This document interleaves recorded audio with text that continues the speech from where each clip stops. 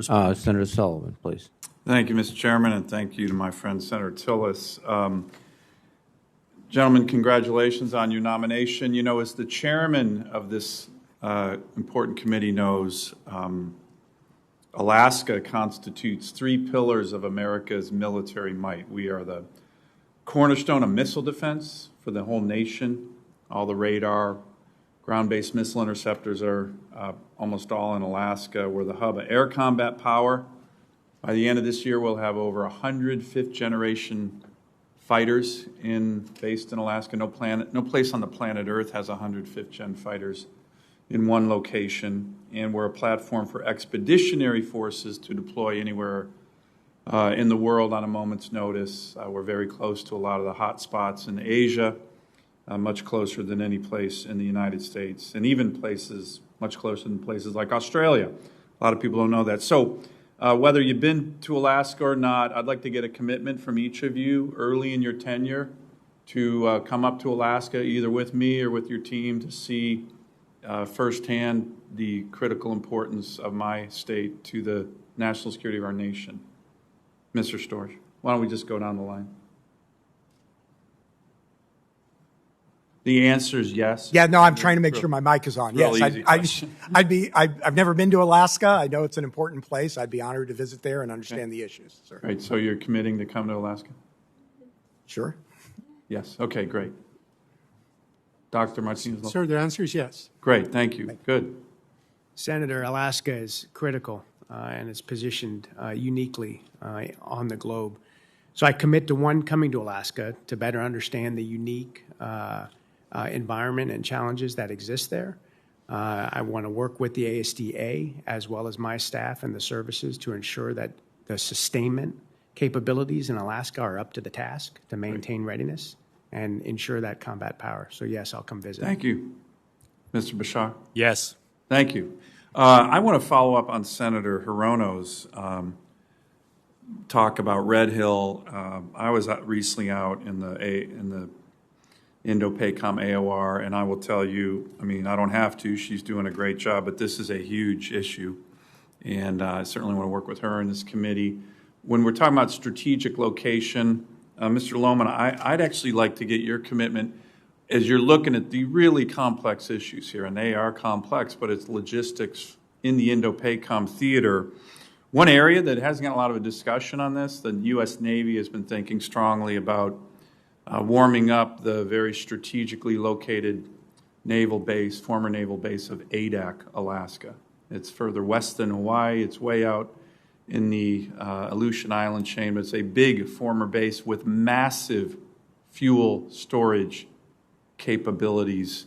I'm not sure it's the answer, but it's something that certainly should be looked at as this really complicated and difficult issue in Hawaii is being addressed. Can I get your commitment, Mr. Lohman, to just take a look at that as one potential part of the solution? As Senator Hirono mentioned, having the logistics and fueling capability in the Indo-PACOM region is enormously important, especially to our Navy fleet. This is one element of a potential solution that hasn't been looked at, and I think it should be looked at. Can I get your commitment to look at that? Senator, I think all options in this case should be on the table. And so if confirmed, I'll work with Transcom, DLA, and the other OSD stakeholders to, one, expeditiously complete the review and the study and make the appropriate recommendations. Great, thank you. And I do want to work with Senator Hirono on this as well. Mr. Storch and Mr. Bashar, one issue that I've been focused on, because I think it's been misreported, and to be perfectly honest, I think it's been a blight, unfortunately, from some members of this administration on the military force itself, is this issue on extremism. We don't want any extremist actors in our military. Unfortunately, I think when Undersecretary Call came before this committee, he said that stamping out systemic racism in the ranks was one of his top priorities. I asked him, wow, that's a pretty broad statement. Do you have any data on that?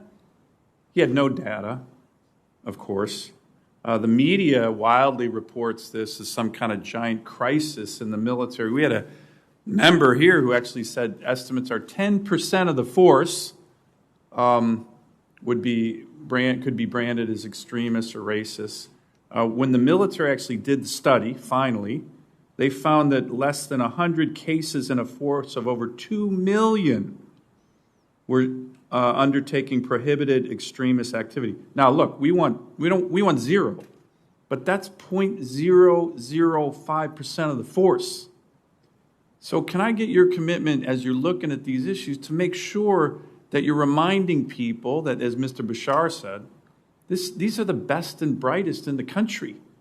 And wild claims that the Washington Post and other media constantly throw out there, they're clueless, really besmirches the men and women in the force who do what less than 1% of people in our country do, which is raise their hand and volunteer to protect the Constitution and their fellow Americans. So, Mr. Storch, Mr. Bashar, can I get your commitment on that issue to make sure you're looking at it with the data, not with these wild claims? Undersecretary Call was no help on this. But it's a really important issue, and a lot of members are feeling kind of like these accusations are directed at them, which it's really outrageous. Can I get a comment from both of you on this? Senator, as you're no doubt aware, the OIG is doing work in this area currently. I certainly can tell you that if I'm confirmed, I will ensure that we are following the facts wherever they are and reporting them out as appropriate. Absolutely. Thank Senator you. Sullivan, you have my commitment to study the issue closely with the type of balance that you've just articulated. Thank you. Thank you, Mr. Chairman. Thank you, Senator Sullivan. Next, let's recognize Senator King via WebEx.